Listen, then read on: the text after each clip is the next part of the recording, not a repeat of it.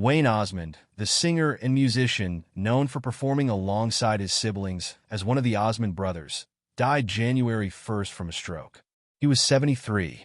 His brother Donny Osmond, who sang alongside him in the group, confirmed the news Thursday on social media and wrote, "Wayne brought so much light, laughter, and love to everyone who knew him, especially me. He was the ultimate optimist and was loved by everyone. I'm sure I speak on behalf of every one of us siblings when I state that we were fortunate to have Wayne as a brother." Jay Osmond, who played drums and sang in the group alongside his brothers, also shared a tribute on Instagram. "It is said that where there is great love, there is great grief as we part during our earthly journey," he wrote. "Throughout my life, I have always felt most connected to Wayne out of all of my siblings. He was my roommate and my confidant over the decades.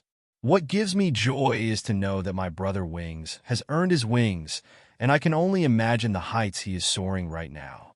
Meryl Osmond, who sang lead vocals in the group, offered a similar statement on Facebook. "My brother was a saint before he came into this world, and he will leave as an even greater saint than he came in," he wrote.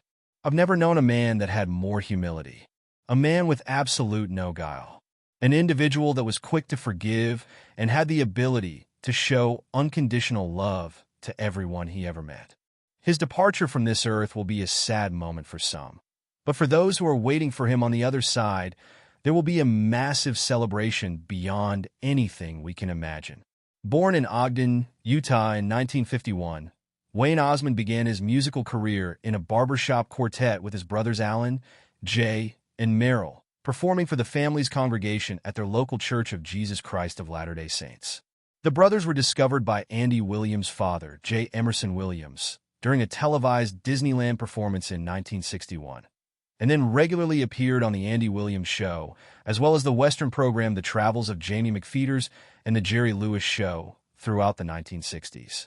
After adding brothers Donny and Jimmy to their lineup, the Osmonds performed as a pop group throughout the late 60s and early 70s, nabbing a #1 hit with One Bad Apple in 1971.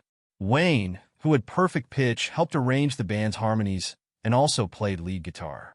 The Osmonds maintained popularity as they transitioned to writing their own songs and adopting a more rock-oriented sound with albums like Phase 3 and Crazy Horses.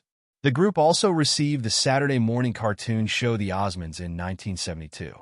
Around the time of the less successful The Plan in 1973, Donny, Jimmy, and their younger sister, Marie, all began mounting prominent solo careers. After working on the Donny and Marie show in the late 70s, the original four Osmond brothers reunited as a country act and performed for most of the 1980s. Though the group eschewed further studio albums for several decades, they continued performing into the 2010s. Wayne eventually retired from the band in 2012, following treatment for a brain tumor that left him deaf. He reunited with the group for one last performance in Honolulu in 2018, then had one more final performance on The Talk in 2019 to celebrate Marie's birthday. Osmond is survived by his wife, Kathleen Louise White, their 5 children, and his siblings.